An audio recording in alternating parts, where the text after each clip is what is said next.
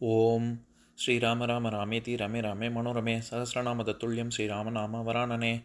உலகம் யாவையும் தாமுழா வாக்கலும் நிலைபெறுத்தலும் நீக்கலும் நீங்களா அழகிலா விளையாட்டுடையார் அவர் தலைவர் அன்னவர் கேசரன் நாங்களே. எத்திர எத்திர ரகுநாத கீர்த்தனம் தத்திர தத்திர கிருத்தமாஸ்தகாஞ்சலிம் வாஷ்பவாரி பரிபூர்ணலோச்சனம் மாருதிம் நமது ராட்சசாந்தகம். அஞ்சிலே ஒன்று பெற்றான் அஞ்சிலே ஒன்றை தாவி அஞ்சிலே ஒன்று ஆறாக ஆரியர்க்காக ஏகி அஞ்சிலே ஒன்று பெற்ற அணங்கை கண்டு அயலாரூரில் அஞ்சிலே ஒன்றை வைத்தான் அவன் எம்மை அழித்துக் காப்பான். இன்னைக்கு நம்ம கம்பராமாயணத்துல பாலகாண்டத்துல திருவதார படலத்துல 105வது பாட்டு பார்க்க போறோம். தழையவிழ் தருவுடை சைல கோபனும் கிளையும் அந்தரமிசை கெழுமி ஆர்ப்புற அலைபுகும் மரபினோடு அளவன் வாழ்வுற இளையவர் பயந்தனள் இளைய மென்கொடி. இதுதான் பாட்டு. இப்ப பதம் பிரிச்சு பொருள் பார்க்கலாம். தழையவிழ் தருவுடை அரும்புகள் மலரும் கற்பக மரத்தை உடைய சைல கோபனும் மலைகளை சினந்து அவற்றின் இறகுகளை துண்டித்த இந்திரனும் கிளையும் அந்தரமிசை கெழுமி ஆர்ப்புற அவனது தமர்களான தேவர்களும் வானுலகிலே கூடி ஆரவாரம் செய்யவும் அலைபுகும் அரவினோடும் புற்றில் புகும் பாம்பாகிய ஆயில்யத்தோடு அளவன் வாழ்வுற நண்டாகிய கடகராசியும் வாழ்வு பெற இளைய மென்கொடி இளையவன் பயந்தனள். கோசலை கைகேயை இருவருக்கும் இளையவளாகிய மெல்லிய கொடி போன்ற சுமித்திரை இளையவனை பெற்றாள். இப்ப நம்ம இந்த பாட்டுல இருக்கக்கூடிய நயங்களை பார்க்கலாம். இந்த இடத்துல தலை அப்படின்னு தலையவிழ் தருவுடை அப்படின்னு சொல்றாருல, அந்த இடத்துல தழைத்தல் அப்படின்னா கட்டுதல்னு அர்த்தம். நம்ம பொதுவாகவே மலரை சொல்லும் பொழுது கட்டவிழ் மொட்டவிழ் மலர் கட்டவிழ் மலர் அப்படின்னு சொல்லுவாங்கல்ல. அதாவது என்னன்னா, ஒரு அரும்பாக இருக்கும் பொழுது கூம்பி இருக்கும் பொழுது அது ஏதோ கயிறை வச்சு கட்டின மாதிரி இருக்கும். அது கொஞ்சம் கொஞ்சமா மலர மலர அரும்ப அது வந்து கொஞ்சம் கொஞ்சமா விரியுது இல்ல, அது ஏதோ அவிழ்க்கிறதுனால அது விரிகிற மாதிரி தோன்றதுனால மொட்டவிழ் மலர் கட்டவிழ் மலர் அப்படின்னு சொல்றாங்க. ஏன்னா தலையினாலே கயிறுன்னு இன்னொரு அர்த்தம் இருக்கு. அதனால தலையவிழ் அப்படின்னா இது மொட்டவிழ் கட்டவிழ் தருவுடை. தருங்கிறது கல்பக விருட்சத்தை சொல்றாங்க. ஏன்னா இங்க யார தலையவிழ் தருவுடை சைல கோபனும் அப்படிங்கிறது இந்திரனுக்கான அடை தான் இது அத்தனையுமே.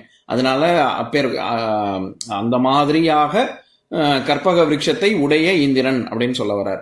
இதுல சைலம் அப்படின்னா மலைன்னு அர்த்தம். அதாவது நம்ம ஷைல அப்படின்னா சமஸ்கிருதத்துல ஷைல அப்படின்னா மலைன்னு அர்த்தம். நான் ஏற்கனவே சொல்லியிருக்கேன், பார்வதிக்கு ஷைலஜான்னு அதனாலதான் பேரு.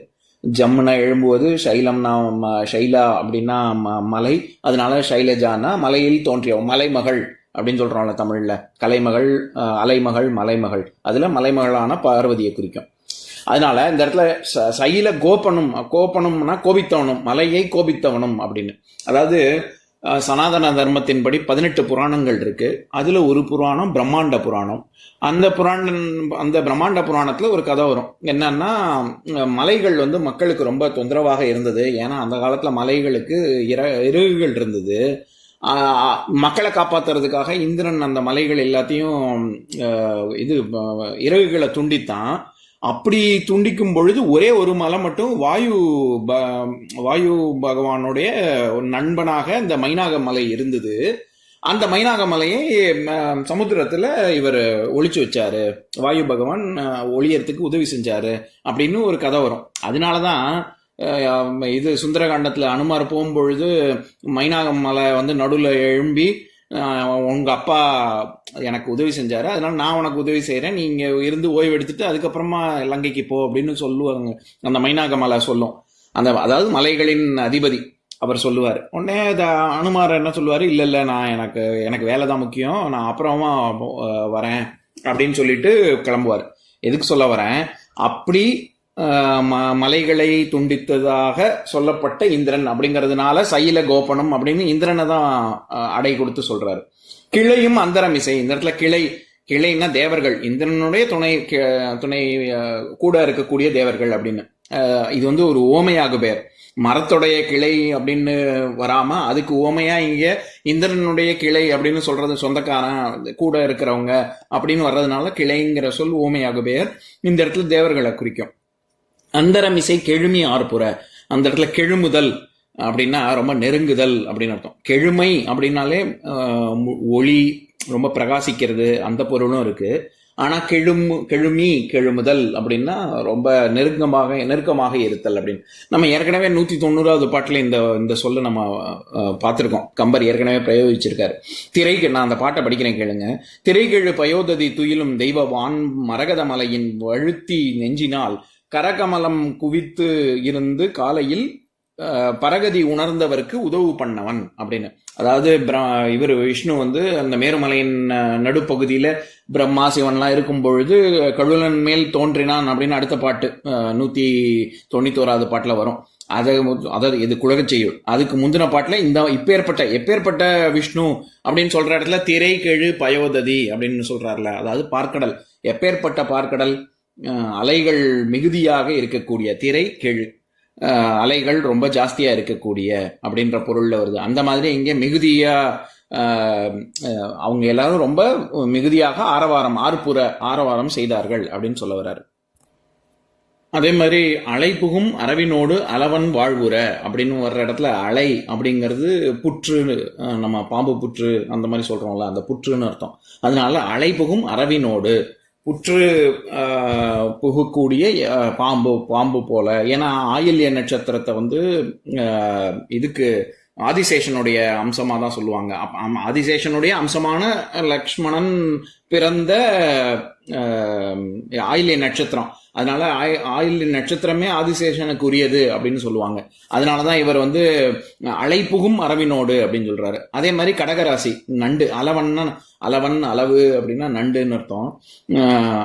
அளவன் வாழ்வுற, இப்பேற்பட்ட ஆயில்ய நட்சத்திரமும் கடகர ராசியும் வாழ்வு பெற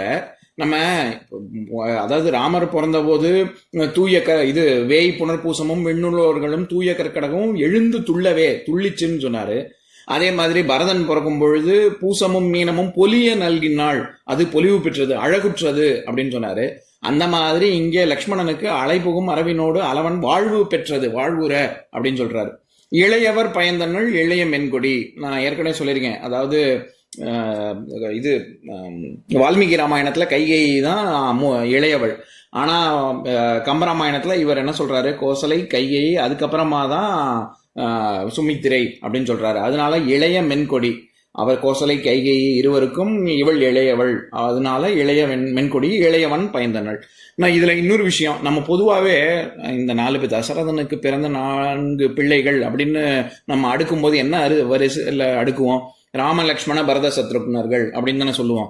ராமனுக்கு அப்புறம் லக்ஷ்மணன் தான் சொல்லுவோம். அது ஏன்னா அவர் எப்பவுமே லக்ஷ்மணா ராமன் கூடயே தான் இருப்பான், சத்ருக்னு பரதனோடையே தான் இருப்பான். அதனால அந்த வரிசையில சொல்றான். ஆனா பிறந்த வரிசைங்கிறது ராமன், அதுக்கப்புறம் பரதன், அதுக்கப்புறமா லக்ஷ்மணன், அதுக்கப்புறமா சத்ருக்னன், அந்த வரிசை தான். இந்த பாட்டின் மூலமா கம்பர் சொல்ல வர்ற கருத்து, அதாவது இந்திரனும் தேவர்களும் ரொம்ப ஆரவாரம் செய்ய லக்ஷ்மணனை பெற்றாள் சுமித்திரை அப்படிங்கறது சொல்ல வர்றார். இப்ப நான் பாட்டை இன்னொரு தடவை படிக்கிறேன் கேளுங்க.